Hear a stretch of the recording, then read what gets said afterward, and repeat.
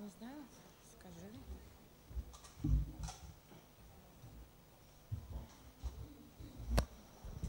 So, dear participants, we are starting the next session, the last one. The last one, thematic case studies session, is dedicated to living religious and sacred world heritage in a historic urban context. It will be moderated by Mrs. Manana Vardzelashvili, head of UNESCO and International Relations Unit, of the National Agency for Cultural Heritage Preservation of Georgia, focal point for World Heritage Convention. So the floor is yours, Mrs. Vardzelashvili. Thank you very much. So first of all, I would like to express my sincere gratitude and appreciation to the organizers of this very benefited and very interesting international venue, international meeting, for creating this very harmonious and beneficial platform for all of us to continue discussion, timely discussion of the current issues related to the living religious world heritage. Started here in Kiev in 2010 to ensure the outstanding universal values through the participatory management and sustainable use of these sites. For us, these discussions are very constructive and helpful to listen and share with your experiences how to harmonize the religious needs with World Heritage demands to the heritage properties in other countries. I would like also to express my deepest appreciation to Christopher Young, who will attend us later, as I understand, for his very constructive leadership in this, in organizing of the seminar and helping us to reach the main goals of the meeting. Within the session, the fourth thematic session, four presentations should be introduced, including mine, focusing on the living religions and sacred world heritage in a historical urban context that is most complicated and multi-sectoral task for all state parties, I propose. In my presentation, I would like to share with the current most crucial challenges that we have towards in the management of religious sites in Georgia, and to say true, I have much more open questions than the solutions and answers. By case study, we'll attach the current issues of the Zheta World Heritage Site, the historical monuments. Please, презентацию мне надо включить.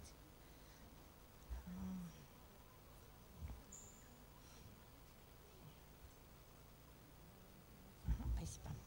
И как это потом переводить? Окей, спасибо.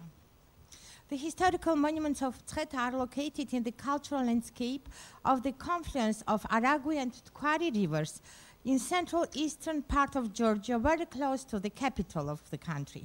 The World Heritage property consists of the Jwari Monastery, Sveti Cathedral, and Samtavro Monastery.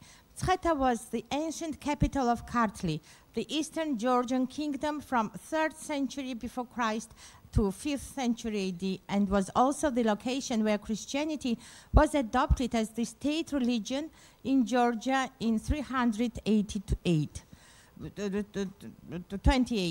To date, it still remains the spiritual center of the country and the holy capital of Georgia, as it is proclaimed by the Georgian Apostolic Orthodox Church. The favorable natural conditions, its strategic location in the center of intersection of trade routes, and its close relations with the Roman and Persian empires, Syria, Palestine, and Byzantium, generated and supported the development of Zheta and led the integration of different cultural influences with the local cultural traditions. After 6th century AD, when the capital was transferred to Tbilisi, Zheta continued to retain its leading role as an and in important cultural and spiritual centers of the country. The historical monuments of Zreta contain archaeological remains of great significance that testify to the high culture in the art of building, masonry, crafts, pottery, as well as metal casting and processing, and the social, political, and economic evolution of the Mountain Kingdom for the some 4 millennia. They also represent associative values with religious figures such as Sanino from Cappadocia, whose deeds are documented by Georgian, Armenian, Greeks, and Roman historians. The historical monuments of Zreta World Heritage Site consist of serial property, all attributes that represent the continuous development of the building typology from the 4th century to 8th centuries. The components of the property have retained their material integrity and significant features, conveying their outstanding universal value. They form the most important landmarks within the cultural landscape of Zreta River Valley. In line, Zreta has maintained its role as the spiritual and cultural center of the country, assumed ever since the introduction of Christianity to the region. Recognizing the outstanding universal value of Zreta and its historical monuments, the World Heritage Committee in 1994 decided to inscribe the historical monuments of Zreta, initially referred as a city museum of Zreta, on the World Heritage list based on the following criteria. 3. Zreta historical monuments evidence high art and great culture of the former Kingdom of Georgia, which played greatest role in medieval history of the region. Rare evidences of introduction and spreading of Christianity to mountainous regions of the Caucasus are here. Archaeological monuments and religious complexes of the ancient capital of Georgia and Zreta reflect social, political, economical evolution of the kingdom during 4 millennia the best way. Although each monument makes its contribution to the common value of this cultural heritage, this site is made special by their unified value.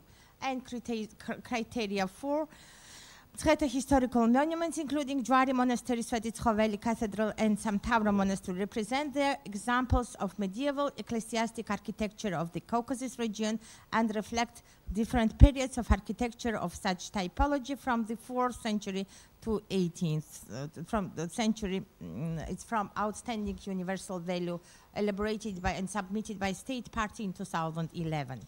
Similar to other developing countries which have radically transformed the social, economic, and political system in recent decades, Georgia has faced a number of difficulties in implementation of the World Heritage Convention.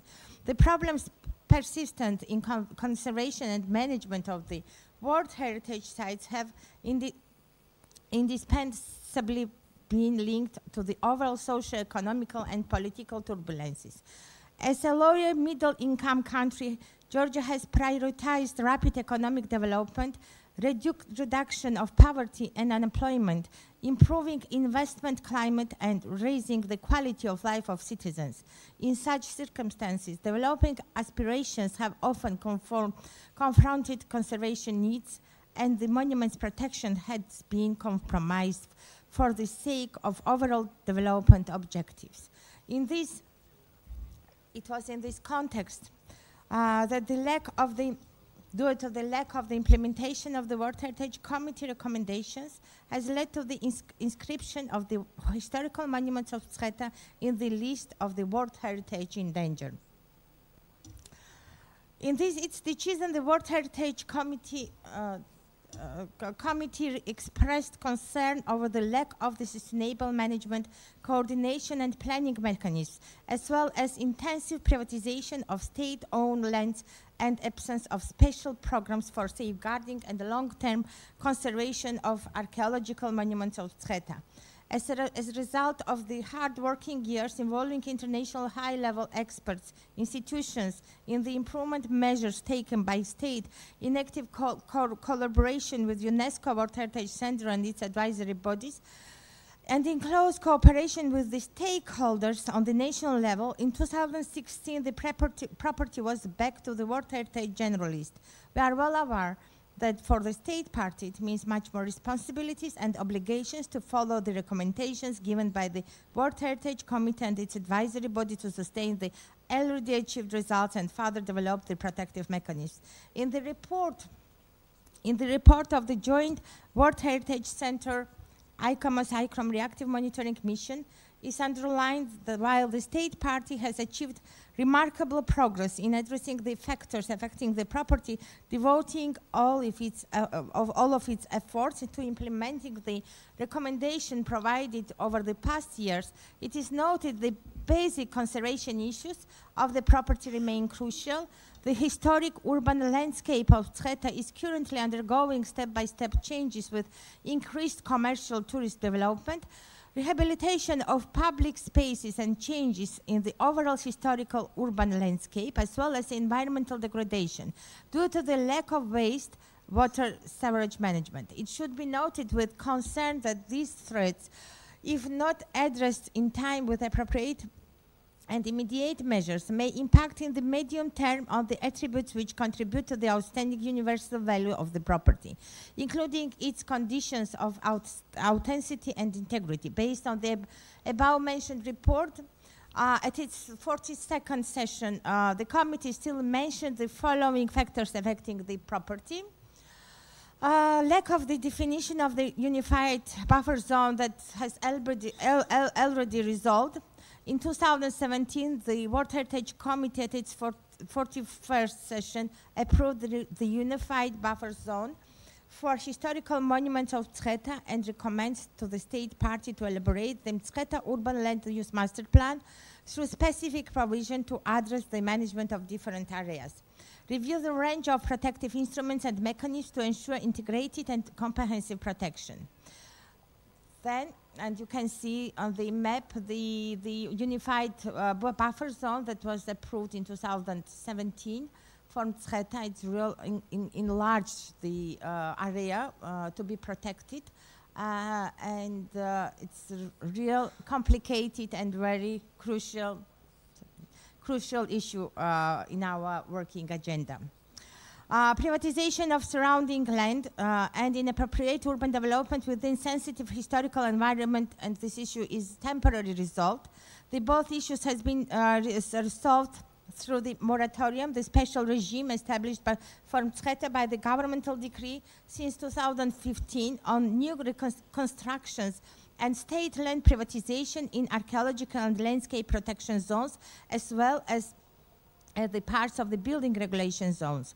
As it is required by the current World Heritage Committee decision of 2018, the moratorium should be maintained on urban development and land privatization in cultural heritage protection zones of Tcheta until the urban planning documentation has been adopted and controlled and monitoring is fully in place. Lack of the urban master plan of the city of Tcheta. Despite of all efforts of recent years towards elaboration of the special development documentation from Tcheta done in close cooperation with World Heritage Center and its advisory body, the city is still without basic guidelines for further development. In 2015-2017, in the framework of the Triple Cooperation Agreement between Georgia World Heritage Center and World Bank, the multidisciplinary project has been implemented. Under the agreement, the World Heritage Center assisted the state party in developing the site management instruments, above all the urban land use master plan of Tcheta town, and facilitated the capacity building for the town administration and other major stakeholders. This cooperation aimed at setting the long-term planning framework and reinforcement of the management mechanism and capacities to deal with the integration of heritage protection and development needs. Moreover, the above-mentioned collaboration has been considered as the follow-up of the World Heritage capacity building strategy, and it's a model for future capacity building activities in the region, which, while the capacity building component of the aforementioned project was primarily targeted to the urban planners, it was initiation of World Heritage Center to involve in the process the representatives of Georgian Patriarchate, the owners of the Tcheta World Heritage Monument.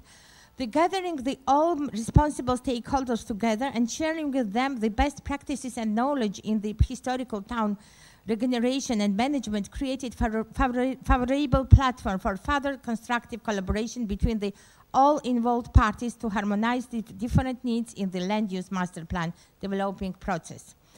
The other issue reflected by the committee was the lack of management mechanism, and this issue has been already resolved following the recommendation of the World Heritage Center with the Triple Cooperation. In May 2018, the government of Georgia established the Special Steering Committee with the aim to support and to supervise the elaboration of the management documentation for spatial territorial development of Mtskheta. The all stakeholders, including relevant ministries, municipality of Mtskheta, and the Patriarchate of Georgia, are involved in the steering committee. The establishment of the steering committee is an important step towards ensuring the participatory process and involvement of the municipality and clergy, as well as the civil society, in the development of the land use master plan and to improve coordinated interministerial and institutional decision-making process regarding the protection of the World Heritage property of Mtskheta.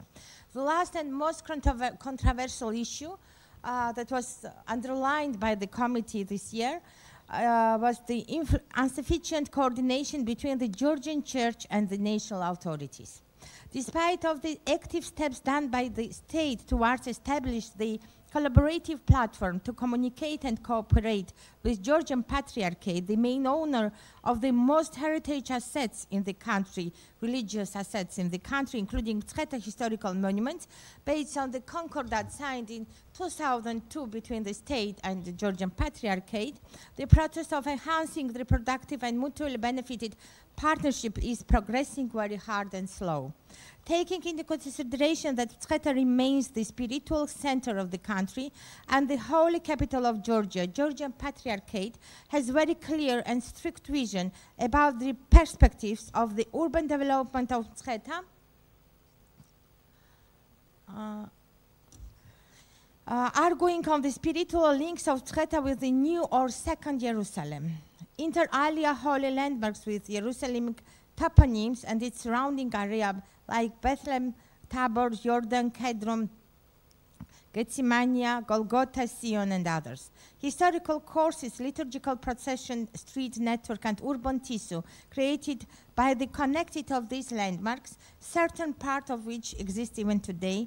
The Patriarchate is planning to recreate so-called holy urban structure of Mtskheta in New Jerusalem through so-called New Jerusalem, of course, constructing the particular architectural forms within the whole area of buffer zone of historical monuments in Mtskheta, and you can see on the map the situation plan of their concept. The yellow circles are the places of the development of the development proposals.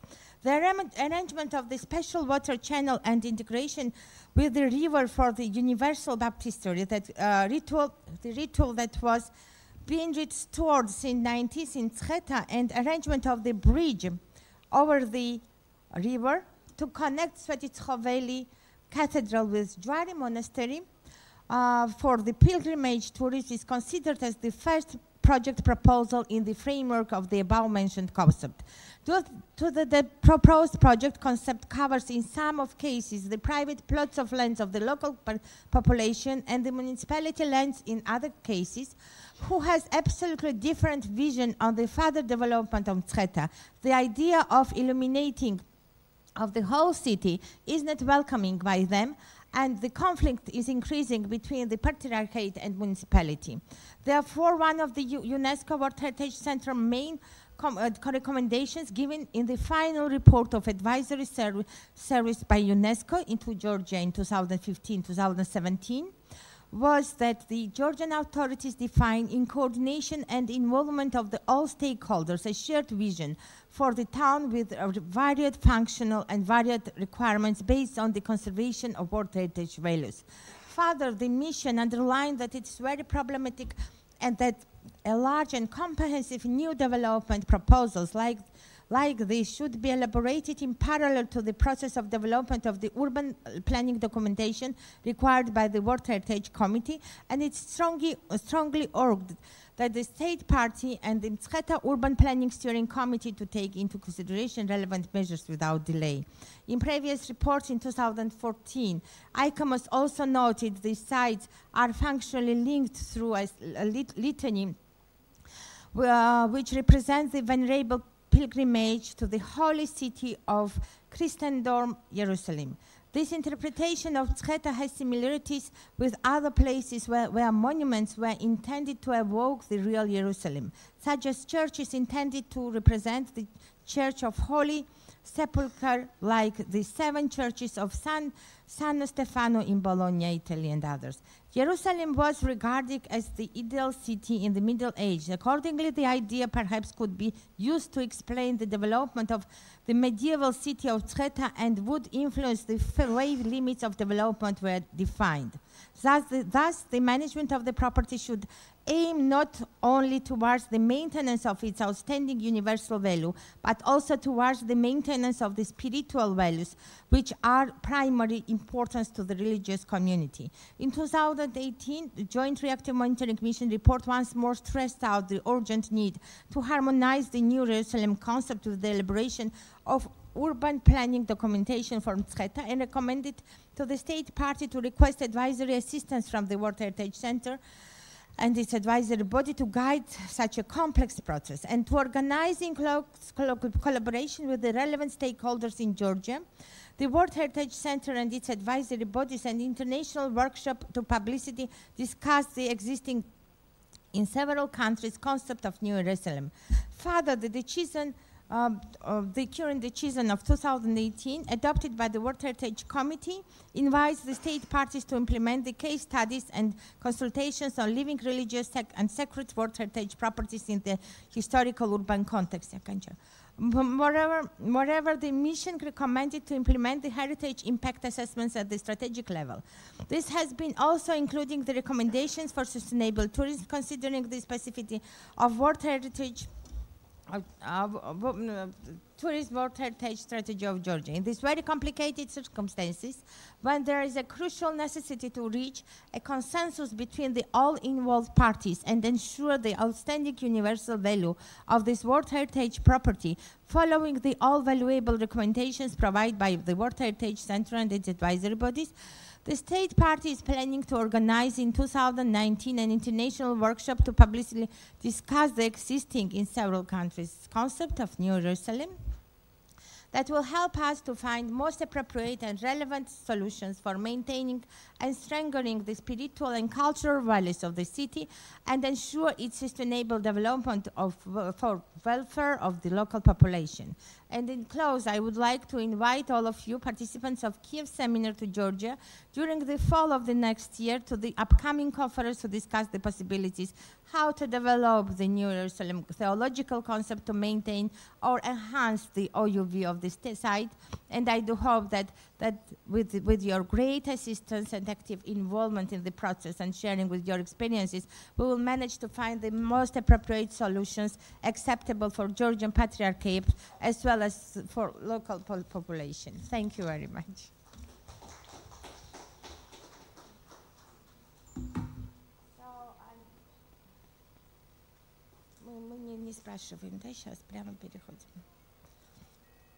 So I will continue from the floor. I would like to invite, I know, I want to do it. So I would like to invite Dr. Maria Sellupi Crescenzi, expert from Vatican Museums, Holy See. Please.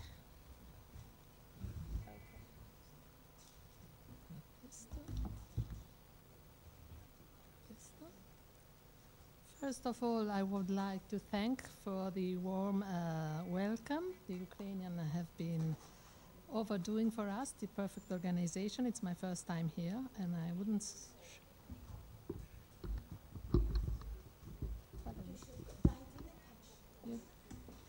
Adesso? I wasn't sure I could join this seminar, and I'm very happy to be here. the presentation will be not as strictly done as yours. I find myself in this fourth session, which is entitled Living Religious and Sacred World Heritage in a Historic Urban Context. But as I'm representing the Holy See, I feel a bit embarrassed because I don't have any urban context, historic urban context, unless the historic center of Rome is the buffer zone of the Vatican City state. Because there is a lot of misunderstanding between these two terms, Vatican City and Holy See. And perhaps it's worthwhile to understand properly what are we talking about. Because the Vatican City state, which I'm representing here as a focal point on the convention, is the smallest independent state of the world, which is inscribed on the World Heritage List since 1984. While the Holy See is, well, most people think interchangeably, that the terms can be used interchangeably. Vatican City and Holy See are entirely distinct entities. The Holy See, Santa Sedes, is an independent sovereign entity and the top spiritual governing body. The Bishop of Rome rules through the Roman Curia. The Holy See, or the Apostolic See, is the top diocese and central government of the Roman Catholic Church with universal authority. The international bodies recognize the Holy See as a sovereign body capable of diplomatic relations with other countries. It has with 183 countries, and have the permanent observer status in the meetings of the United Nations. Unlike Vatican City state, which became a state in 1929, is the piece of land on which the sovereign pontiff can exercise his mandate. So the Pope is Bishop of Rome and successor of Peter, and therefore the Vicar of Christ, and the Holy See is the chair of the Bishop of Rome. But the Vatican City is the smallest independent state in the world in terms of inhabitants and size. It occupies an area of 44 hectares. We saw 23 yesterday in the Labra. We were told that they have 23 hectares. The borders are represented by its walls and the travertine pavement curve that joins the two wings of the colonnades, Bernini's in St. Peter's Square. Beyond the proper territory of the state, Vatican jurisdiction also covers some extraterritorial areas within and outside the historic center of Rome. As you all may know, in 1990, the historic center of Rome, upon request of the World Heritage Committee, had to enlarge the limits, enlarge the property, so that it would include the extraterritorial properties of the Holy See enjoying extraterritorial rights, such as the big basilica, St. John the Lateran, which is the Cathedral of Rome, and St. Mary the Major, and Renaissance buildings and others, which are spread within the historic center of Rome. Profound interest has incessantly addressed by, oh dear.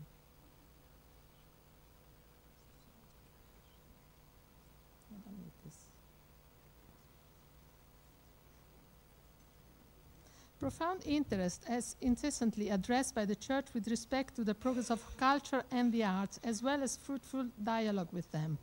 The promotion of culture assumes a higher value because it falls among the means, I'm quoting Gaudium et Spes, means whereby man develops and perfects his many bodily and spiritual qualities, in the aspiration to that integral perfection, which implies a long journey but sanctions the supreme dignity of the human individual. The Church has given the world not only monuments, churches, cult places with painted and sculpted decoration, but also libraries, archives, music, the Specola Vaticana, the Astronomical Observatory, the Pontifical Academy of Sciences. The Church, through its history, has always supported and promoted not only the arts, but also the sciences, and the arts in particular, in full awareness of their value as a universal language of unique importance in order to reach all the human beings. It's a universal church. The Church financed the realization of the great masterpieces and offered the greatest artists the scriptural subjects of faith so that art would reclothe them with integral beauty. Today, the Church is concerned to protect and enhance the places which are sacred to both the faith and universal culture by ensuring the maximum visibility and the best environmental conditions. The spiritual and artistic excellence meets the comparable and necessary excellence of modern technology, which has been placed in its services. The first important ethical duty is to preserve the heritage which has been entrusted and to pass it on to those who will come after in the best possible conditions, preventing the risk of decay and allowing men of today or who have not yet born the greatest delight possible. But the Vatican City-State is not a museum. It is for pilgrims and tourists, but at the same time it's a living, working place in which the Pope's action, pastoral action, is granted, and for him and for his collaborators. However, protection, restoration, conservation, prevention, safeguarding, promotion are granted to the historic, artistic, cultural, and spiritual heritage of the Holy See. Either in terms of preservation of the spirit of place, all of you might have been to the Sistine Chapel where the Pope is still elected, the election of the Pope is held, or to the Basilica of St. Peter's where, which is a cult place, and without being a converting place, and either the material conservation and transmission to the future generations. This is more my field because I work in the Vatican museums. And the Vatican museums have restoration laboratories divided for different materials, 7 great laboratories, which were founded in the year 20s of the past century, and which have a very, very huge task to, because they have to, they are responsible for overseeing restoration works carried out either intramania or extramania, so within the Vatican City-State and in the extraterritorial properties. And they are responsible for overseeing restoration works carried out by internal professional, well-trained professional, and external professional. So in the case, since 1981, we have a very strict, guidelines which have been published on the Vatican Museum's Bulletin in 1981, which established for the restoration of works of art. And the guidelines establishes the collaboration of both the technical and the scientific staff under the direction of the historian, and which is the secret to the success of the restoration labs at the Vatican museums. So diagnostic laboratory for conservation laboratories, and art historians or archaeologists or anthropologists are always strictly intertwined in the works of restoration. And in the case of restoration carried out with the assistance of specialized external firms, the laboratories are providing them with protocols and basic guidelines for the various working phases. This procedure ensures that the philological, methodological, scientific indications of conservation applied in the works belonging to the Holy See maintain a common identity. In the recent, everybody might have heard about the restoration of the sanctuary, as it was called at the time of the restoration held in the Sistine Chapel since 1981 and 1994. As a matter of fact, this restoration, we changed the history of restoration and also obliged to change the history of art pages on Michelangelo's way of painting, and was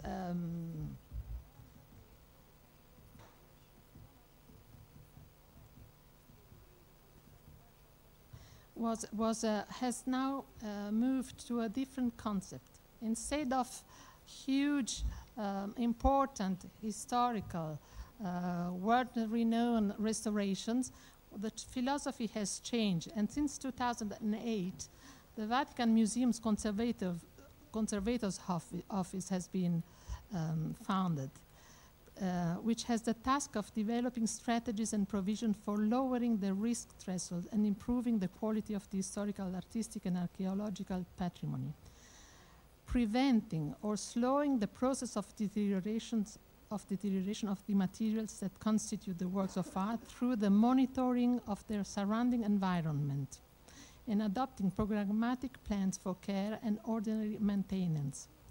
Outside the museums, the office performs its activities in all the places of representation or worship where required by the Holy See in exercising its tutelary functions inside and outside the state. So, prevent better than restore. This is the philosophy which has taken over since 2008. Thank you to our former director, Antonio Paolucci. And moreover, the works are granted by the necessary advice of a standing commission of protection of historical and artistic monuments of the Holy See, which has to give its advice for any kind of restoration. And any restoration has to be approved, presented and approved by the President of Governorate of the Vatican City State, which is the organism which is ruling the internal affairs of the Vatican City State. And the legal frame is granted by the Law on Protection of Cultural Heritage, which was issued in 2001, and which is also deposited in UNESCO.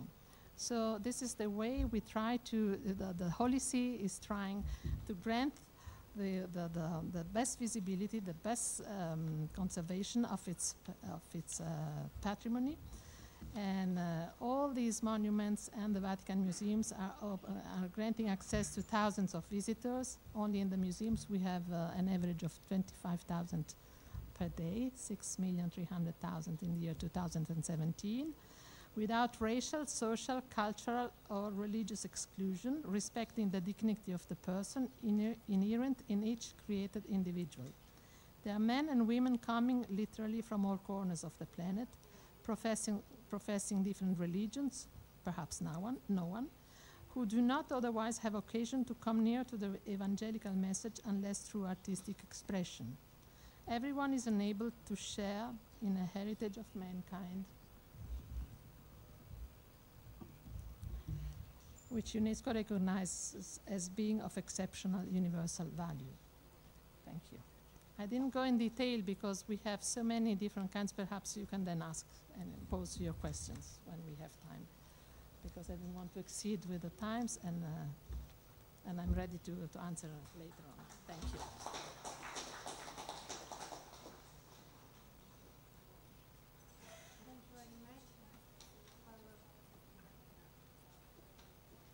Okay. Thank you very much for the very interesting presentation, and I would like to invite Tamara Murusiuk, Vice Principal, Yuri Fedorovich Chernivsky National University, with the presentation of the special aspects of the management of the residents of Bukovinian and Dalmatinian metropolitans as a World Heritage Property. Thank you. Доброго дня, шановні учасники сьогоднішнього семінару. Як відомо, 2018 рік Єврокомісія оголосила роком культурної спадщини. Україна підтримала цю пропозицію і оголосила 2018 рік роком збереження культурної спадщини. І випадково ми всі зібралися в Києві, в столиці України, для проведення цього семінару. Тож вітаю всіх, хто приїхав, завітав до нас на Україну. Адже всі ми велика родина, яка дбає про збереження минулого заради майбутнього наших народів. Тепер дозвольте перейти безпосередньо до теми виступу, сьогоднішнього виступу. Один з найвизначніших монархів Австро-Угорщини, імператор Франц Йосиф, свого часу зауважував сила і велич держави в її культурі. В часи його правління Буковина входила до складу Австро-Угорщини, і саме тому вишукана архітектура стала невід'ємною складовою її розвитку.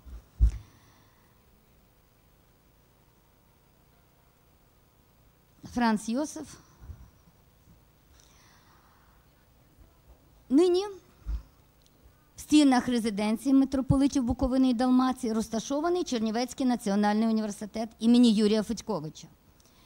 Ініціатором будівництва єпископської резиденції виступив видатний церковний, громадський і політичний діяч, перший митрополит Буковини і Далмації Євген Гакман.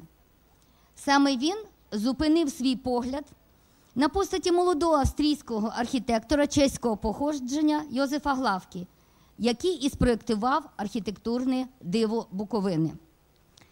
28 червня 2011 року на засіданні 35-ї сесії Комітету всесвітньої спадщини ЮНЕСКО, що проходила у Парижі, неперевершений архітектурний шедевр був включений до списку всесвітньої спадщини ЮНЕСКО.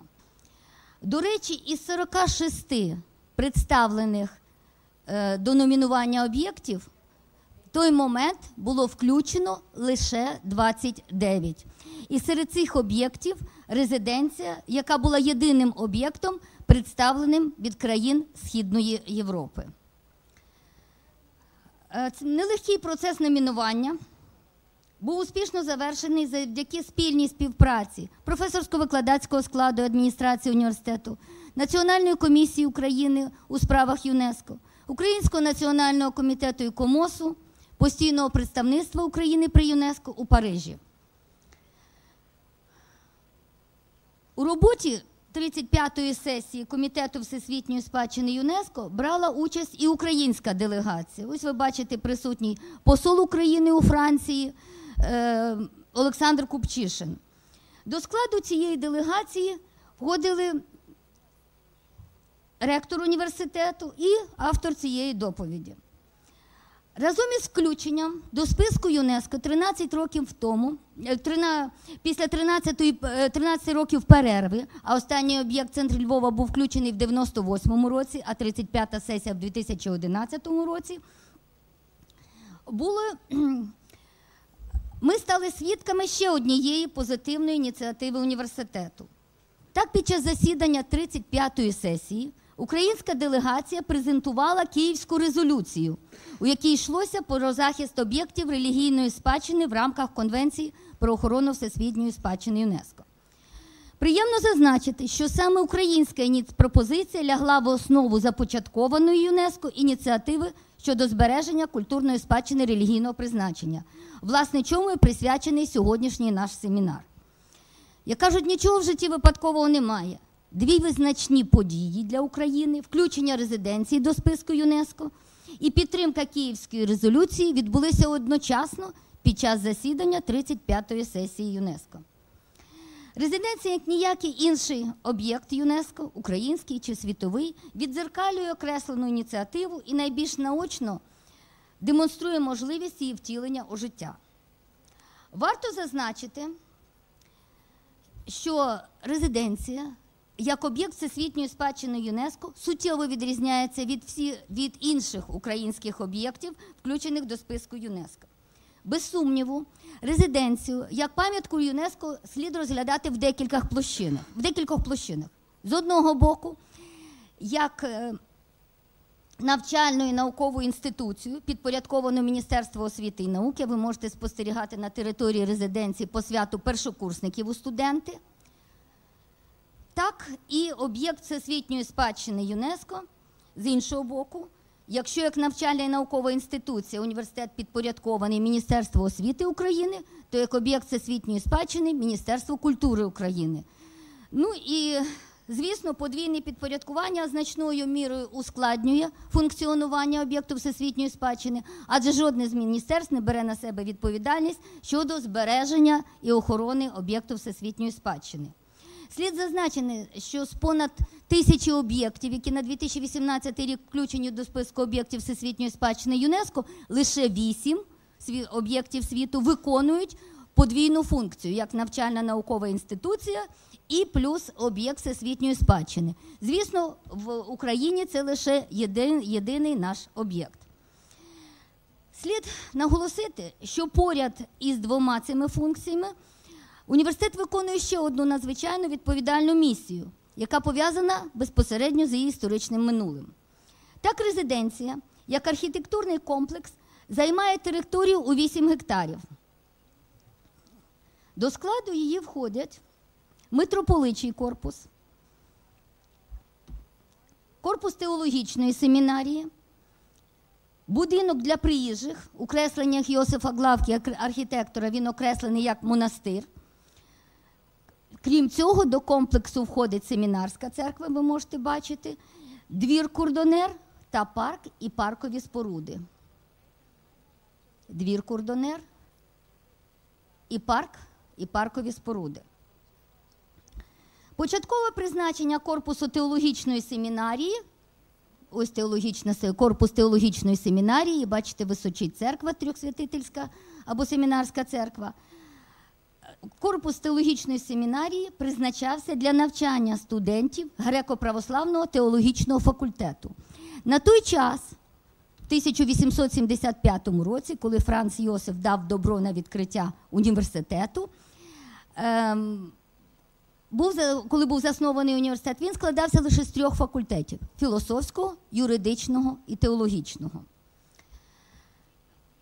Офіційною датою початку будівництва в резиденції вважається 8 липня 1864 року, день закладення єпископом Євгеном Гакманом угольного каменя у фундамент домової церкви, каплиці святого Іоанна Сучавського, яка розташована у митрополичому корпусі.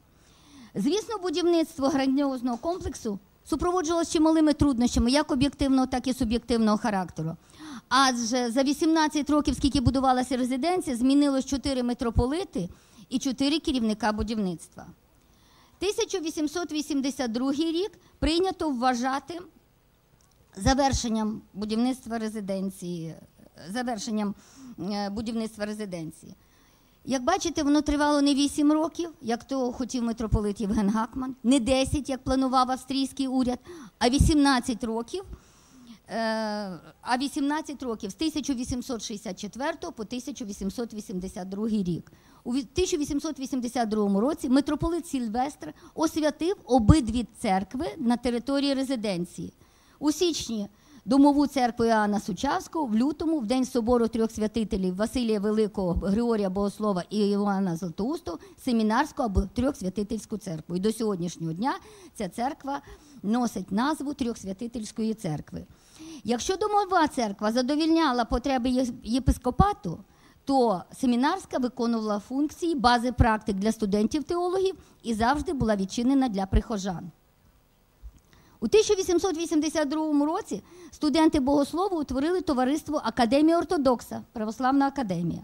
Приємно констатувати, що нещодавно студенти філософсько-теологічного факультету відновили в університеті діяльність товариства Академія Ортодокса як спадкоємниці славних традицій теологічної освіти греко-орієнтального богословського факультету. Слід зазначити, що теологічний факультет університету на той час, друга половина 19 століття, будучи єдиним в Австро-Угорщині, досить швидко набув значення провідного центру з підготовки православних богословів у Південно-Східній Європі. Звісно, радянське панування на Буковині перервало історію теологічного факультету.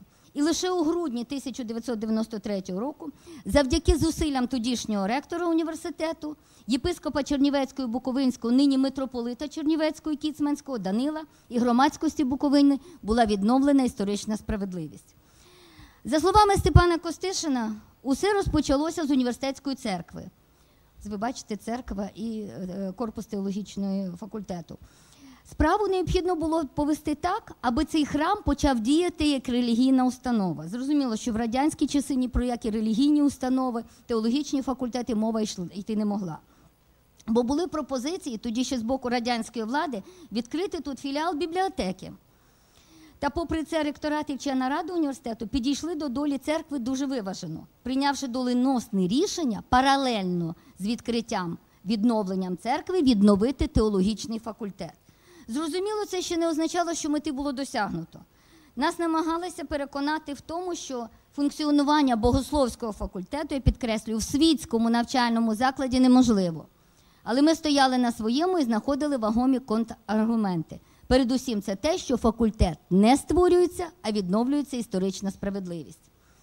У наказі Міністерства освіти України 93-й рік лише незалежність України здобула незалежність в 91-му, і через 2 роки міністерство зазначало, беручи до уваги рішення міжгалузевої акредитаційної комісії, колегії Міністерства освіти, рішення вченої ради відкрити, підкреслюю, було записано, а не відновити у Чернівецькому державному університеті філософсько-теологічний факультет. Отже, цього року філософсько-теологічний факультет відзначає своє 25-річчя.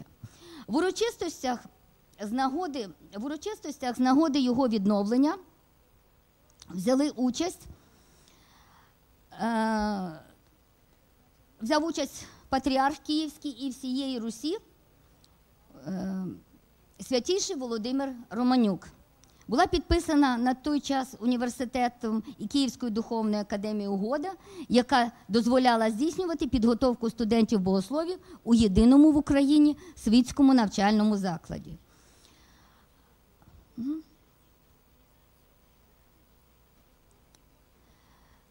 У 2003 році з благословення патріарха Київської і всієї Русі Філарета була підписана нова угода про спільну освітню діяльність, що дало змогу уніфікувати навчальні плани богословського відділення і розв'язати чимало проблем, пов'язаних із видачею дипломів.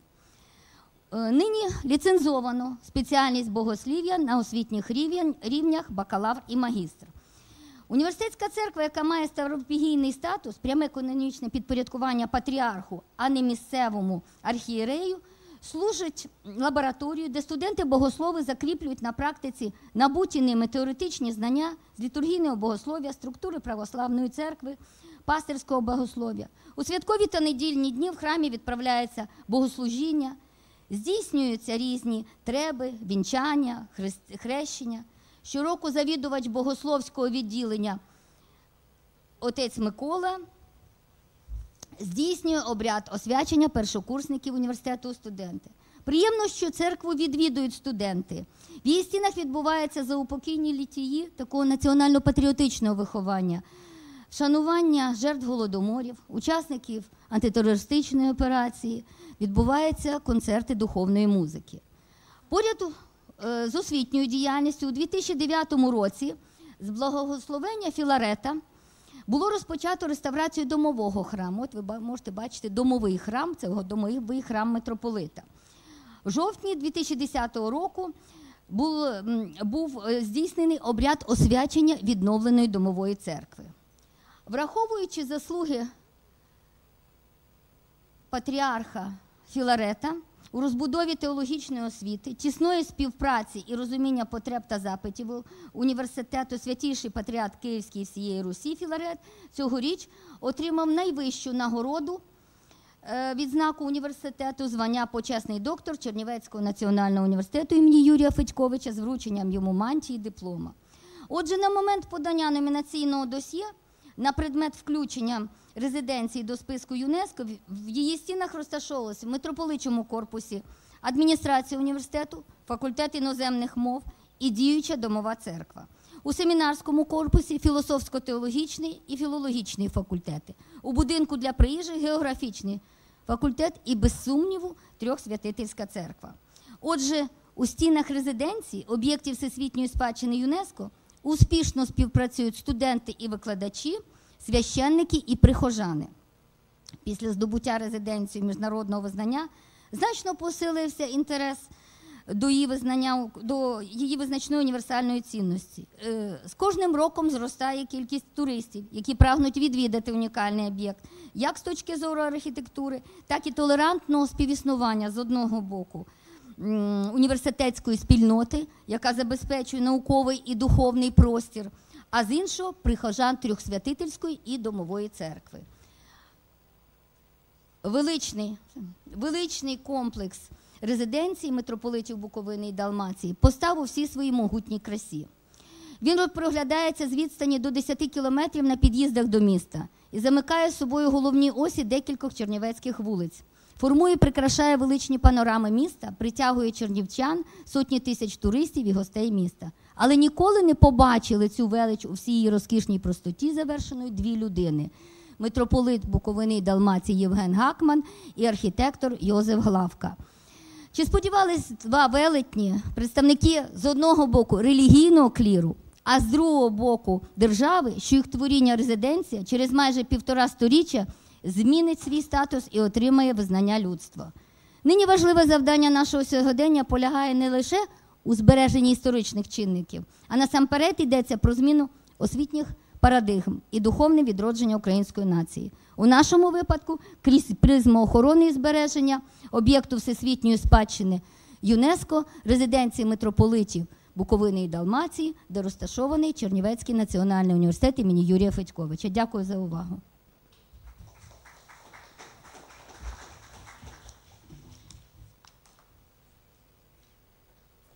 Thank you very much. I would like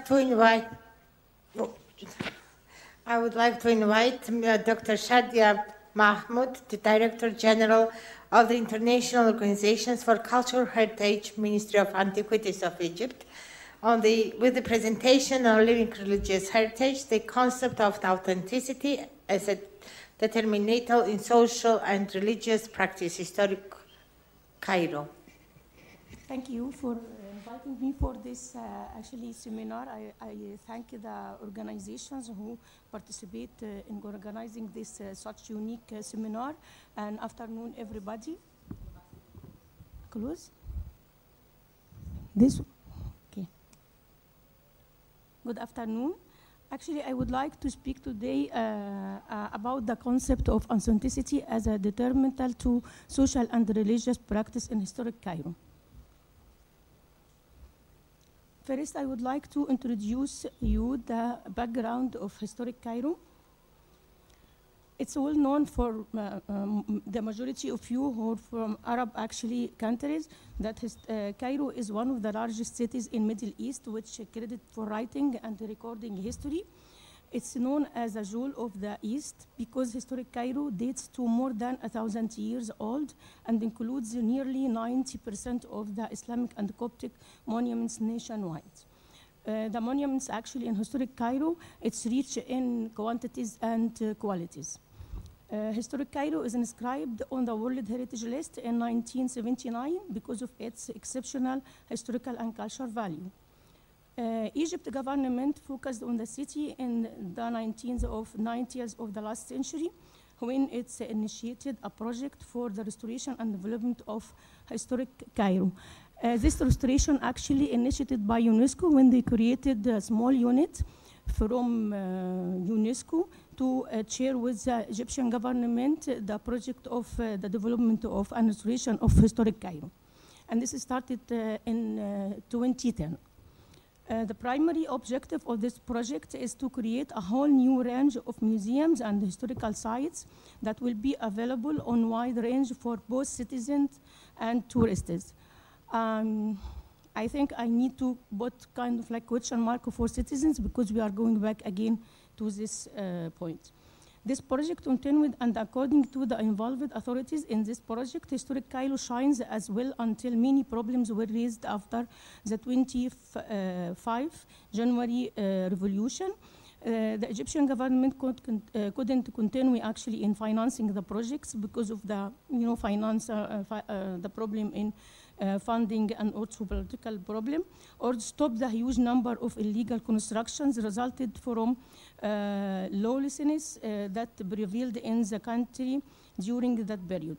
These problems were addressed also by UNESCO and the World Heritage Committee. I think the main problem for our actually old city, old Cairo or historic Cairo, actually I don't prefer the title historic Cairo because it's a living city. When we call something historic, it's a kind of like rigid. It's not live anymore, but this is like, live city. And actually for me personally, I don't prefer historic Cairo. Now, the thing that make actually the complication in historic Cairo in Erie, organizing, development or restoration, or even engagement the local community, that many people, stakeholders involved in the administrative and executive system of cultural heritage, not just in historic Cairo, but in several also historical cultural heritage sites in Egypt. In this case, actually, historic Cairo, we have several of ministries that are involved in the administration and the management of this city. Ministry of Antiquities, Ministry of Culture, Ministry of Awqaf, Ministry of Housing, Cairo Governorate, and also we have the Ministry of International Cooperation, the Ministry of Development and Urban Civilization. We have also underneath these ministries several departments like the Supreme Council of Antiquities that belong to Ministry of Antiquities, Project Sector, Historic Cairo Department, General Administration of Cairo Traffic, and you can imagine how it will be very complicated to deal with all these like ministries and organizations and how to solve the problem while many people are involved and sometimes they are conflicted in decision and like the management of this unique city.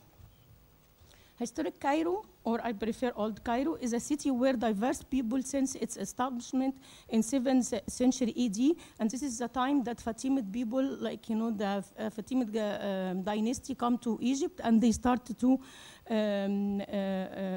establish this unique city, and it started by the Fatimid monuments at that time.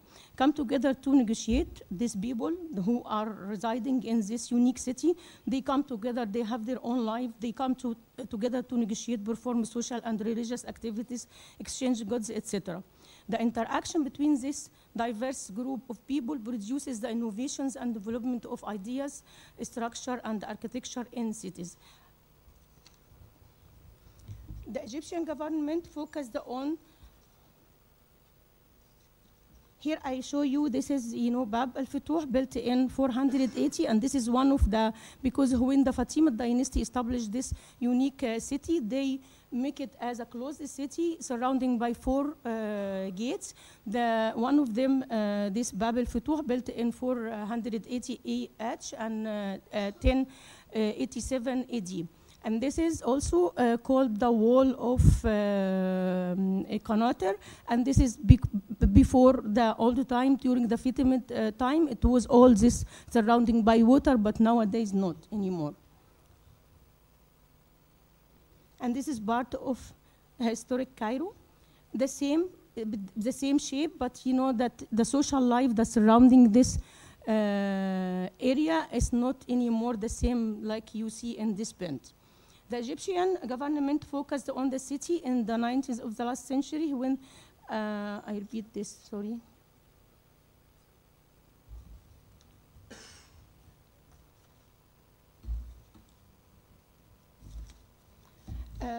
The state said, the Egyptian government said that many problems have been initiated after or during the revolution, and people start to attack actually any restoration or development project that made by the government or even the unit that has been created by UNESCO. And they started to construct illegal building in this area.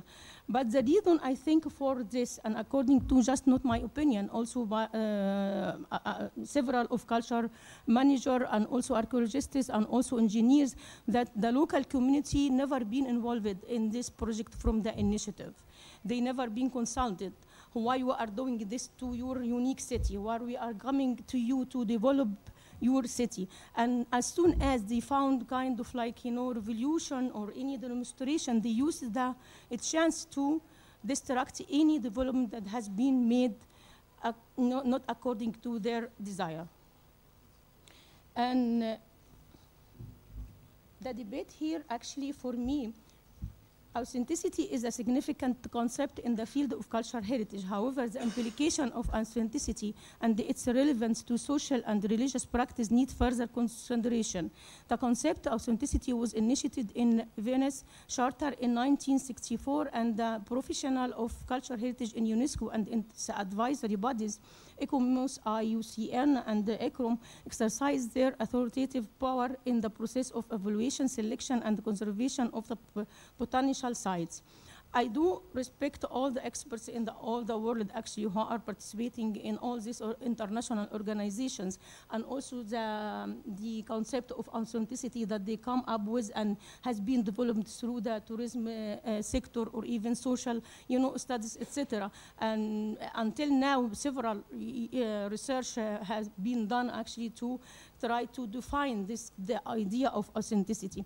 But in our actually culture studies, all people or even the experts from the international organization, they perceive the authenticity as a kind of like we have to preserve this any monuments as a rigid thing, not considering the people, the local community, not considering that it's very unique and it has been developed over years and years by adding by people.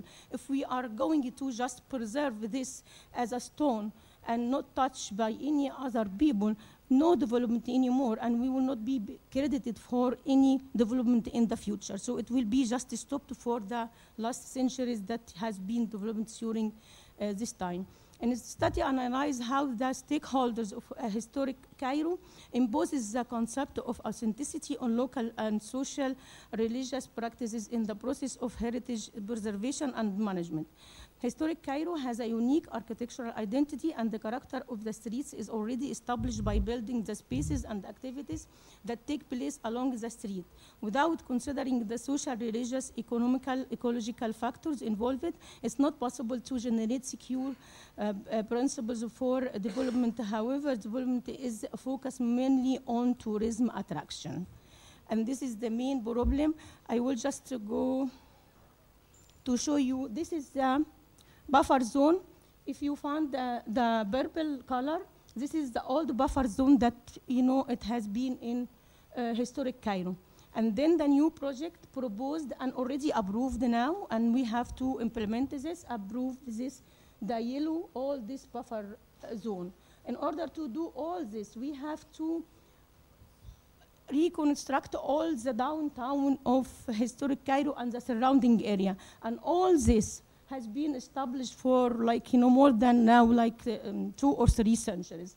And this is big problems, of course, but we, in order to preserve and also go with the international community, we already approved this new buffer zone. But for the people, they can't imagine how we are going to move all this actually buffer zone to historic Cairo, and where they already attached to these places, to the pathways that surrounding them. They share everything together. They even develop all the social activities and religious.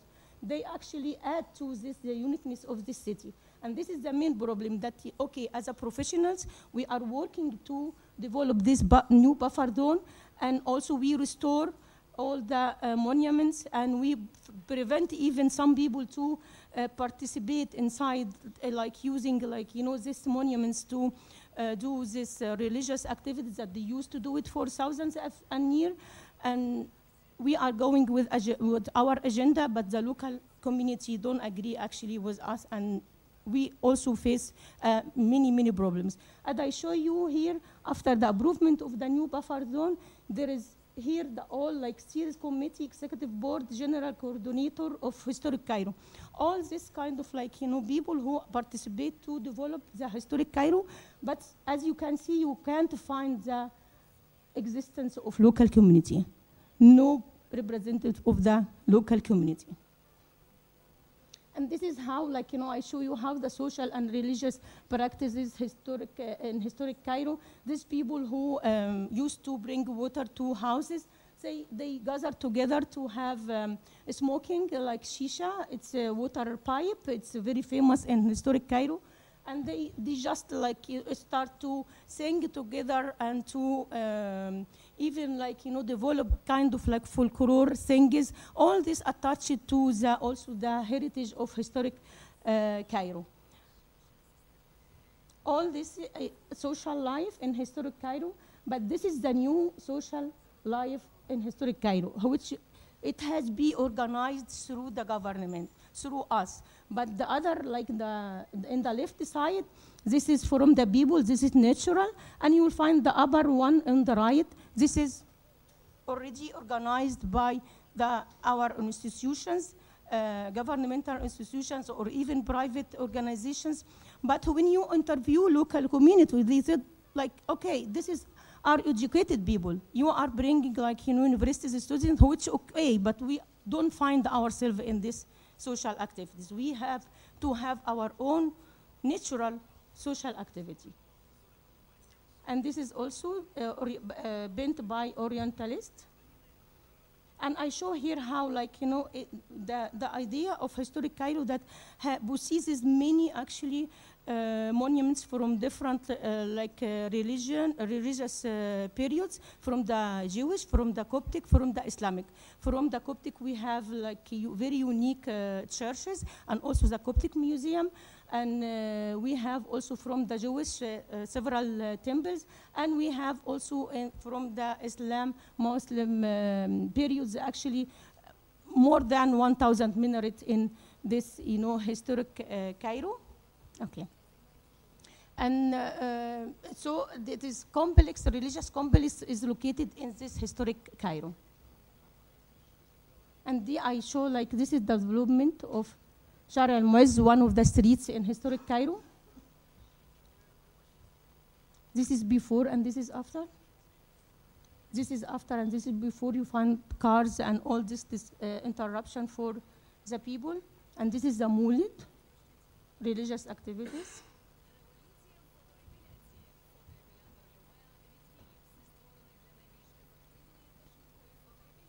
Thank you, thank you.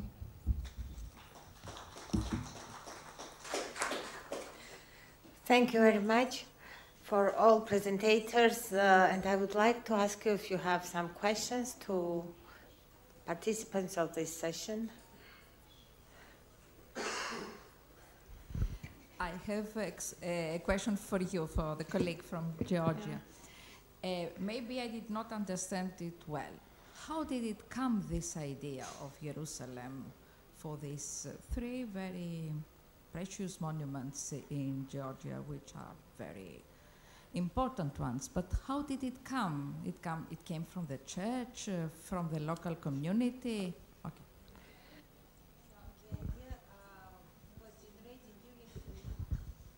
The idea was generated during the medieval, and now in the 21st century, it was decision by the Patriarch of Georgia. He declared about this decision from the tribune of church on the Sunday liturgy in 2013 to develop Mtskheta as a new Jerusalem.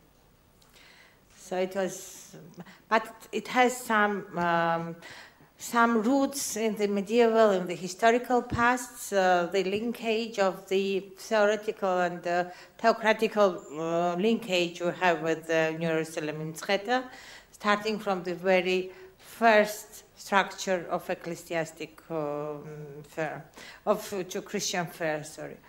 So,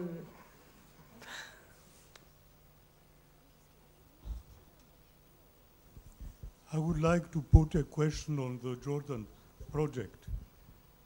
We have seen some very interesting buildings representing the different faiths, but in the way they are placed on the ground, I'm afraid that they do not exhibit yet a kind of a fusion, kind of a link together.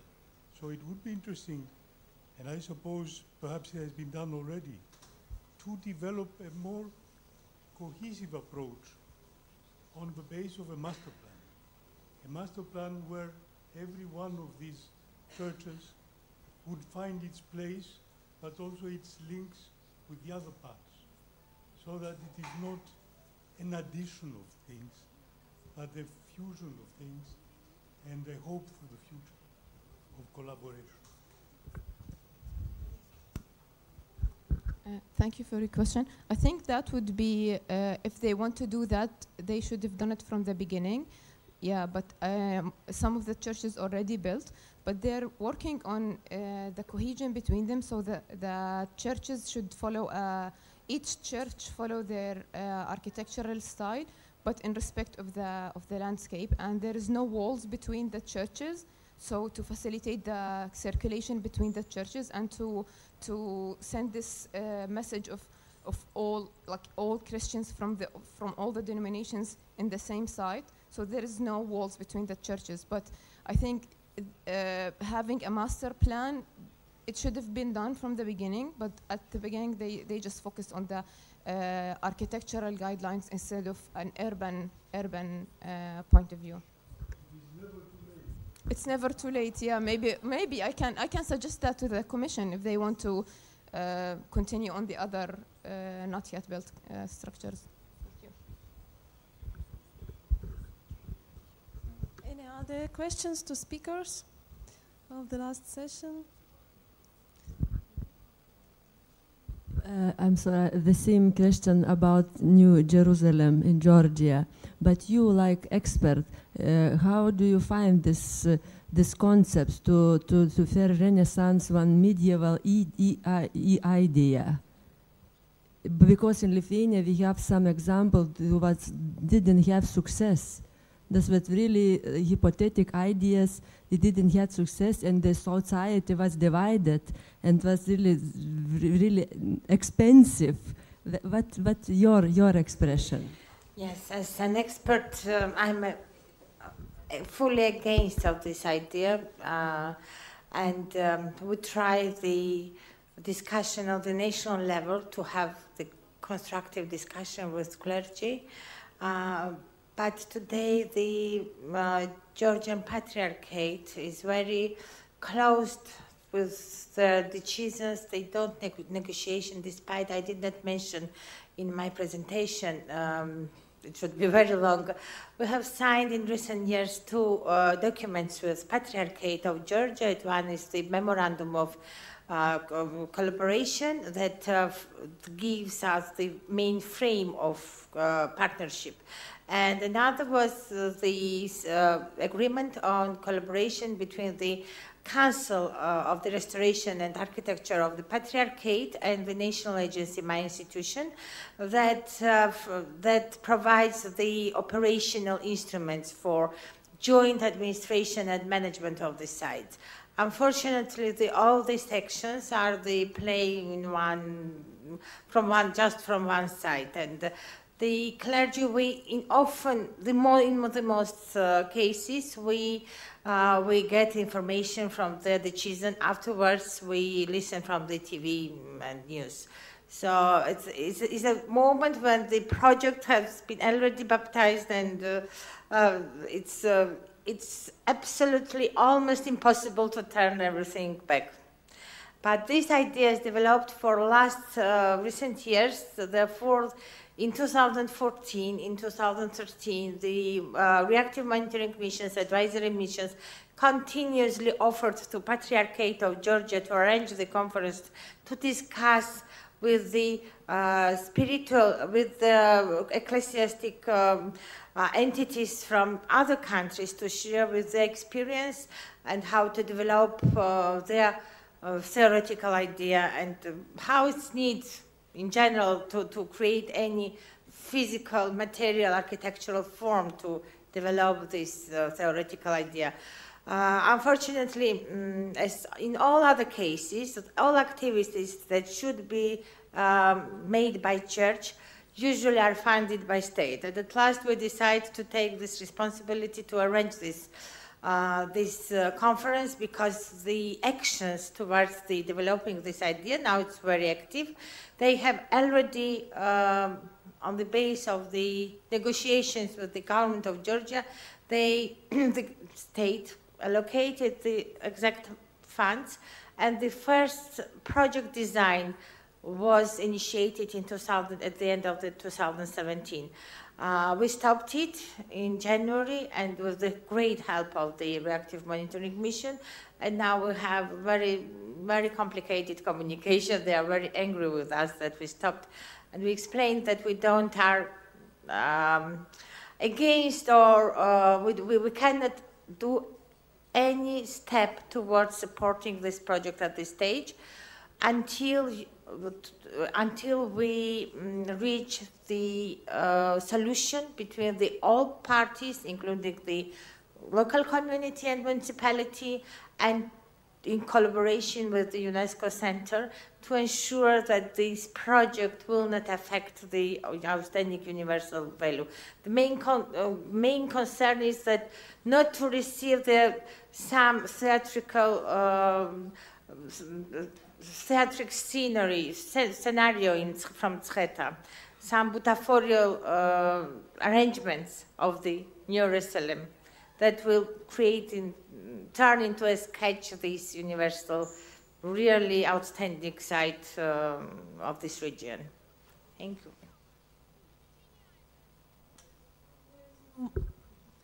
If there is no more questions, I propose you to pass to the presentations of the session's conclusion and recommendations.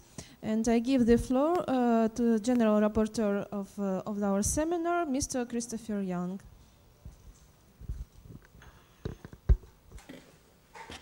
Thank you very much, and I apologize for missing part of this morning's session, but I was involved with Ukrainian bureaucracy, which was actually much less arduous than I expected it to be, which was good. But the rapporteurs of each session will report on what was done. In this session, we are running a bit late, so if we can keep it precise, that will be good, because we all want our lunch, at least I do, and you want your lunch. So if each rapporteur could summarize the conclusions of their session, what they think comes out of their session, and recommendations that they think should be in the report, that will be very useful. And I think if we start with session 1, which was Josep, and go on from there. Thank you.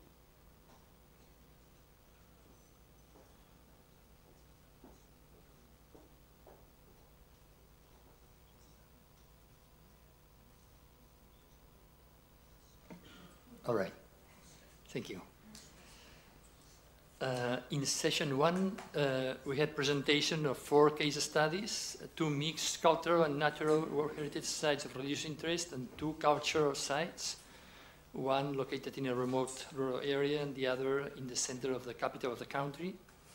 3 examples came from the Balkans and 1 came from Scandinavia.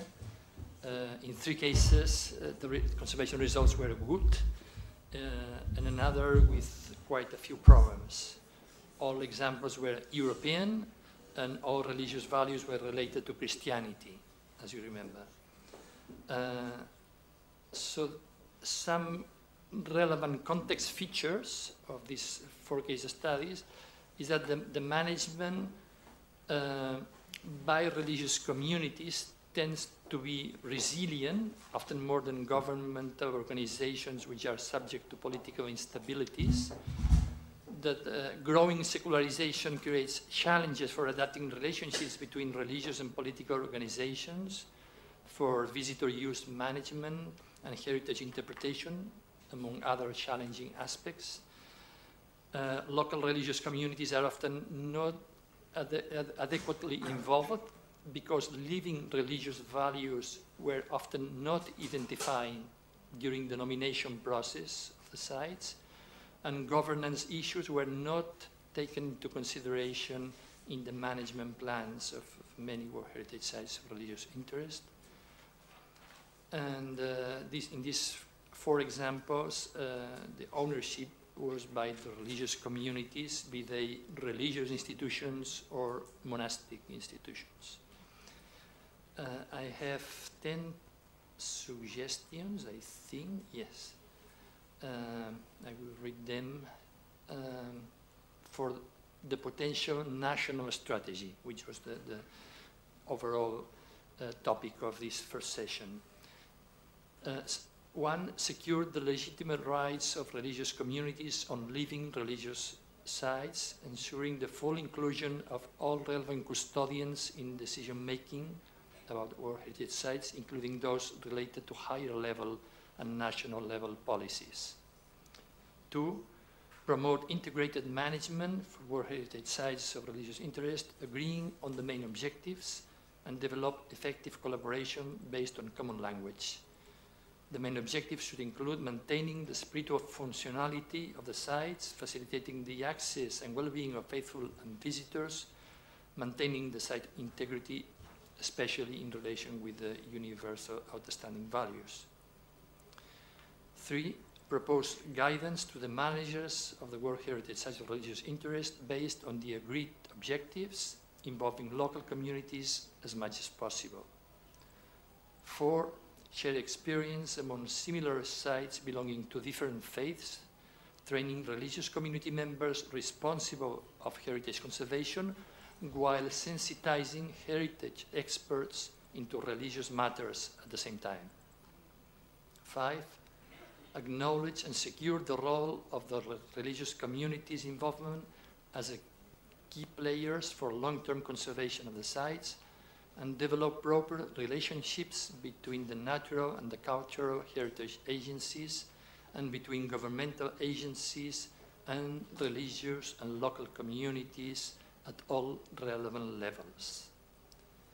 6, put in place mechanisms that will ensure the legitimate representation of religious communities and institutions in decision-making and their advisory bodies, and strengthening the cultural identity of religious communities, in particular regarding resource management and conservation. 7, ensure governmental overseeing or control to guarantee the preservation of World Heritage Sites of religious interest integrity, because religious community management does not always guarantee it. 8, is an example of the Norway national strategy that could be emulated or adapted in other countries, including the promotion of local or national NGOs for managing World Heritage Sites of religious interest when the governmental or the religious organizations cannot cope with that. And the 2 last points are on another level. One is that each living religious World Heritage Site is constituted by a unique combination of natural, cultural, and religious or spiritual conditions, and is facing distinct threats and opportunities.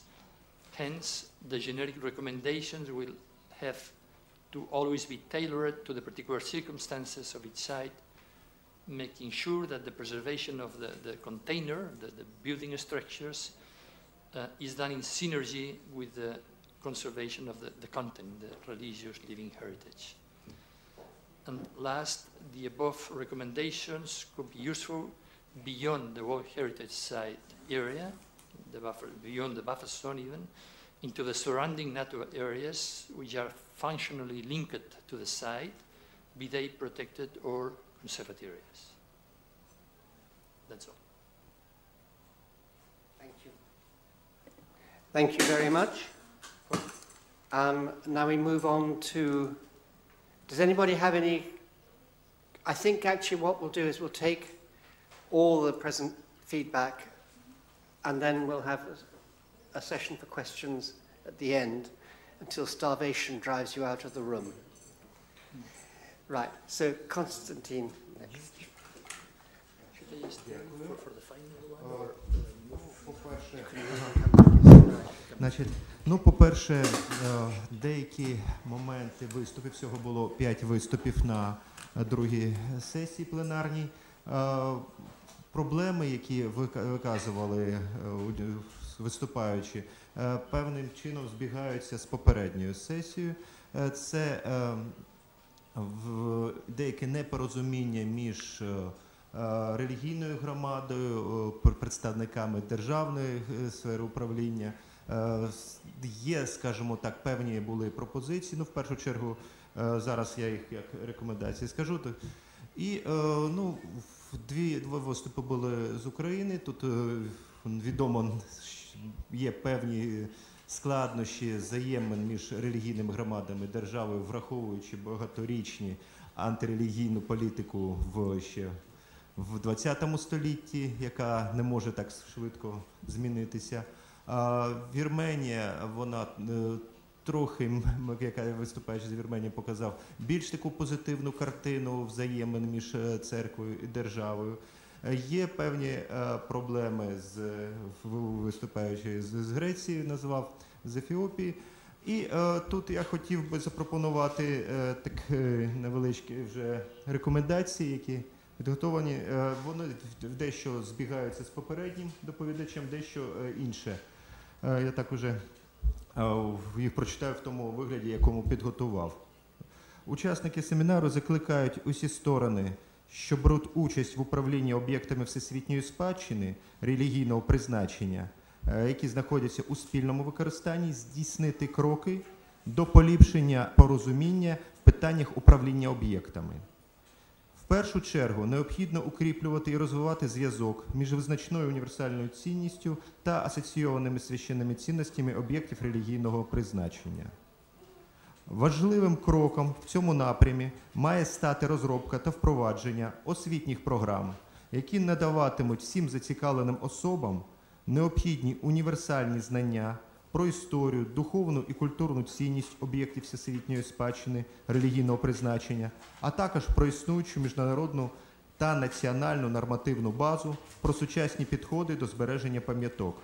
Освітні програми мають бути розроблені на міждисциплінарному рівні з обов'язковим залученням представників богословської освіти. Так. Дякую.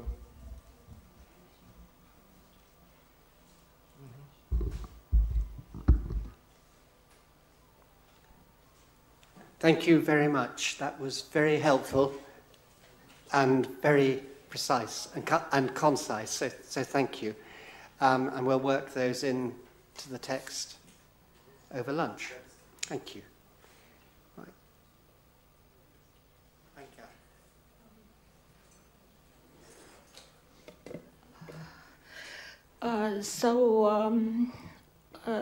The section refers to the governance, challenges in governance and management of the World Heritage properties, a perspective of cooperation and involvement of all stakeholders, including religious communities and experts in the field of museumification of the World Heritage properties. The study cases which were presented all over the world, not only European heritage, but also we have heritage from Ethiopia and from Jordania, which was very, very helpful for us to understand the different situation. The sites, the studies, case studies presenting were very different in the terms of the ownership of these sites and also in the term of the use of these sites. Not all of them are active religious places. It's a Christian heritage, of course, what we discuss in this conference. But the challenges came from the relation between the state and the owners or users of this heritage, of course. Regarding the management system presented today, we may conclude that, of course, the state is very, very important, but also we must talk about the involvement of the religious communities, of course, for the properties which are used as living religious places, but also for those who became museums, because with their help we may transmit the cultural religious values of this heritage.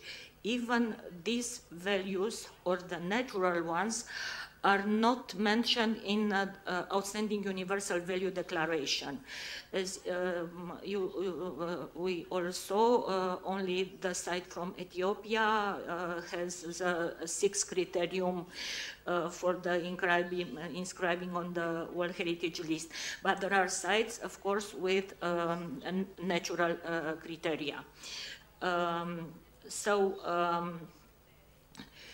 We must increase the dialogue and the involvement of religious communities, even for the sites which are no longer in use. And of course, in the management system, it's very important the participation of the experts in monitoring and works of conservation and restoration. But the involvement of the local communities, and I think that it's a delicate program in all problem in the study cases presented. They must be involved in management system and also in conservation and restoration works. As you may see, we have good practices, but we must work to raise the awareness of the local communities regarding the values that must be protected on these World Heritage sites. And another issue extracted from the cases presenting, it's about the importance of the surrounding natural landscape, the wide surrounding natural landscape, and also regarding the problem of environmental changes, which in most of the cases, this wide surrounding landscape is not included in the buffer zone, but it is really very important for maintaining the values of these sites. So it's very important in the management system to involve responsible authorities and specialists in this problem for all the sites where the natural landscape has an importance. And I think that these are my conclusion regarding, of course, the session where I was, I moderated, but regarding the cases presented in this conference. Thank you very much. Thank you very much for that too. I think we're beginning to see some patterns emerging, which is helpful. We haven't got totally different viewpoints coming out. So if we can go on to the last session, which is Manana. Thank you. At the session dedicated to discuss the living religious and sacred world heritage in the historical urban context, there were presented 4 presentations, and I think very interesting and diverse cases were put on our table, starting from the Holy See experience on the perfect to ensure the OUV of the site, whole site. The presentator shared with us with the restoration and monitoring approach to ensure at the early stage the condition, proper state of conservation, proper condition of these World Heritage monuments and objects. So the system that has been successfully established within this site or complex city proves that it should be the best way to develop our methodology and approaches on conservation in this way. It was very interesting, the presentation from University of Chemivtsi. It was interesting due to the complicated management.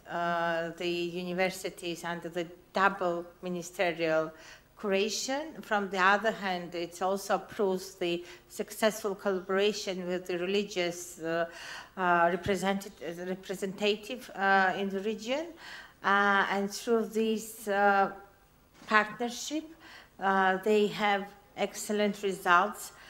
And I think they mutually benefited because in the university, they offered the special courses for religious career, father popes and other religious authorities, and through this participation, the university remains its spiritual and authentic value that had from the beginning. I was very excited with the presentation from our colleague from Cairo.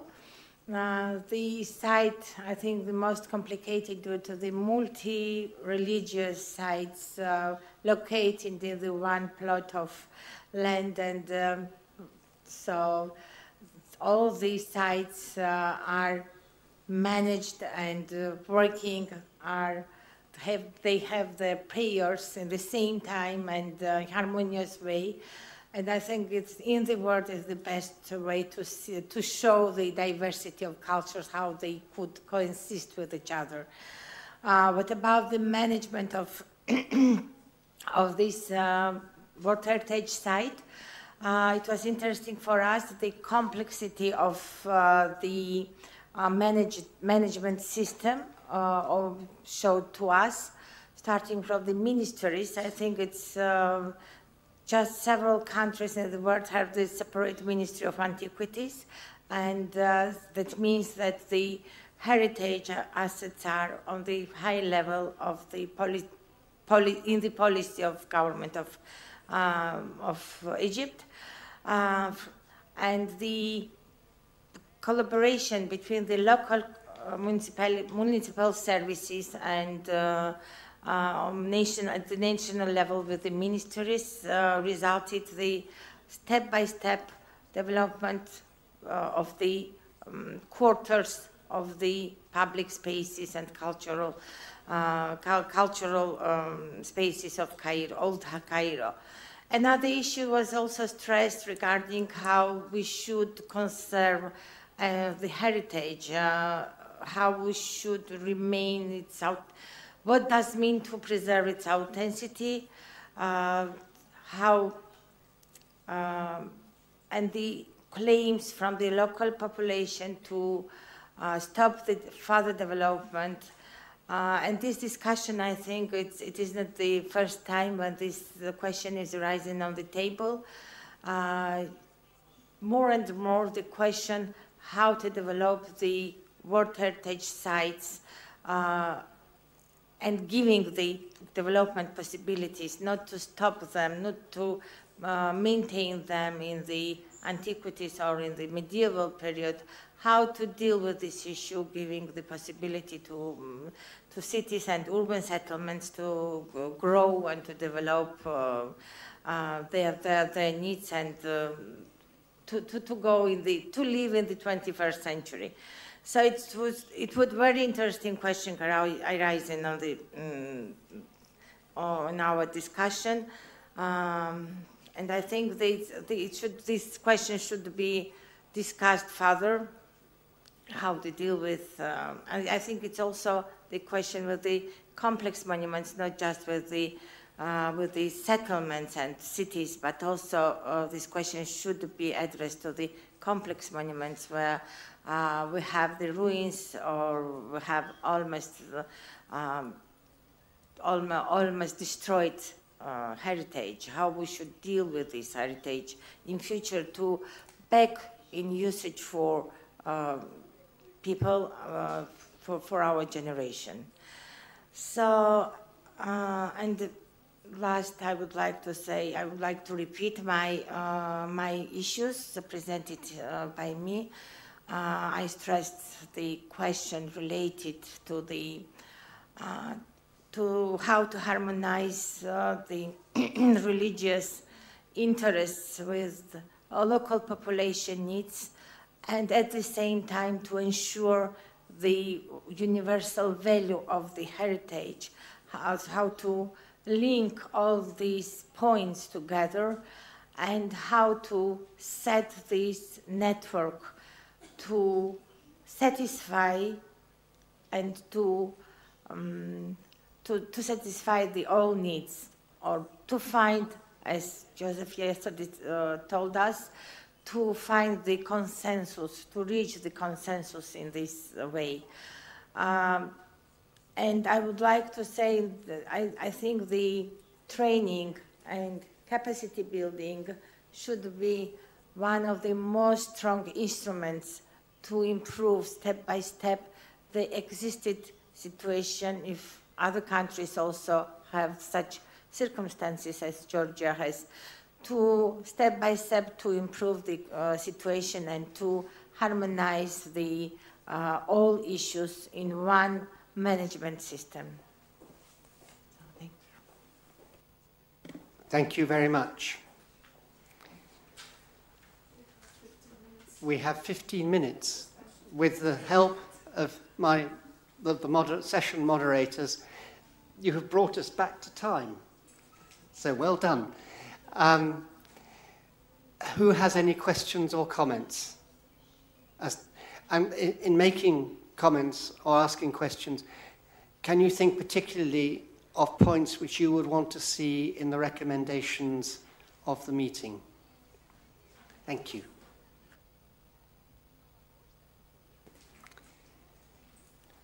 Who wants to go first? Nobody ever wants to go first. Do we have no comments at all? In which case, we can go straight to lunch. Joseph.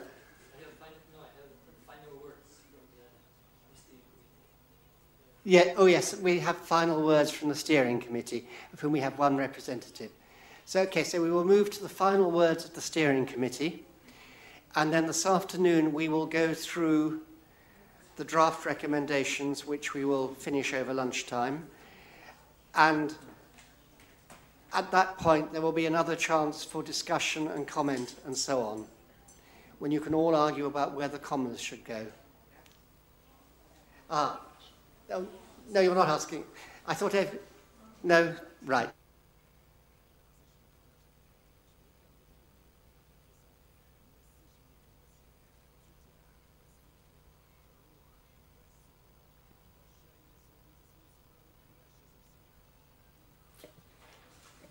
Well, sorry to take the floor again, but I'm the only member here of the steering committee of this initiative, and I'd like to say some final words on behalf of the steering committee and the advisory bodies. The first is that in this international seminar we had very exciting presentations from 12 different countries from Europe, Africa, and the Arab regions, belonging to several Christian denominations, related to numerous cultural World Heritage sites and two mixed cultural and natural sites, all of them having significant religious interest. The presentations have shown many good experiences and a few cases where the preservation of the outstanding universal values has not been secured. Most good experiences show examples of healthy, effective collaboration between governmental agencies, religious institutions, and local communities, be they lay or religious. The lack of the required collaboration or dialogue among the key partners was identified as part of the causes of mismanagement in some cases. However, even in the best experiences of management and governance of World Heritage sites of religious interest, we noticed room for improving the integration of natural, cultural, and spiritual values, because existing management models of World Heritage sites have been shaped by a historic separation of the organizations responsible for the living religious heritage, the built structures, the cultural heritage, and the surrounding environment and landscape which sustains the local communities and provides the key tangible resources for the sites, and often the intangible sources for inspiration. Third, hence the need for integral, holistic approaches on the governance and management of World Heritage Sites of religious interest has been made clear again. We should, therefore, encourage to find ways to overcome barriers and foster honest, effective collaboration between concerned agencies, between governmental institutions and religious communities and organizations, and between both of them and the other key right holders or stakeholders to preserve these unique, outstanding heritage sites. In this regard, I hope that the lessons learned in this seminar can fit the UNESCO guidance and the preparation. I want to stress, however, that in this seminar we had no case studies related to natural World Heritage Sites of religious interest, and an absence that followed the pattern of the previous meetings of this initiative. Given that the conservation trends of natural World Heritage Sites are negative, globally speaking, as I show in my presentation, that only 20% of the natural World Heritage Sites are in good status, I suggest that in the next meetings of the initiative, we correct this lack of representation from natural World Heritage Sites. In this regard, and this is my final point, I would like to recall that the World Heritage Committee established during the 41st session in Krakow in 2017 an International Indigenous Peoples Forum on World Heritage in order to elevate the role of indigenous communities in the identification, conservation, and management of World Heritage properties. The launch of the Indigenous Peoples Forum followed in 2018 during the 42nd session of the World Heritage Committee in Bahrain. This particular network provides an example for other networks of managers of World Heritage Sites of religious interest, which we hope may be created to exchange experiences and to develop positive synergies among different sites and different countries, overcoming political, cultural, and religious differences. Thank you.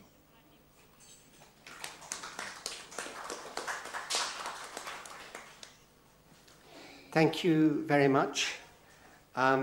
Those are very useful thoughts which will go into the final meeting report, particularly if you send me your notes. Sure, I will. And I think now we can stop for lunch. Yes. I would like to thank our moderators for their excellent job and very important contribution to our seminar.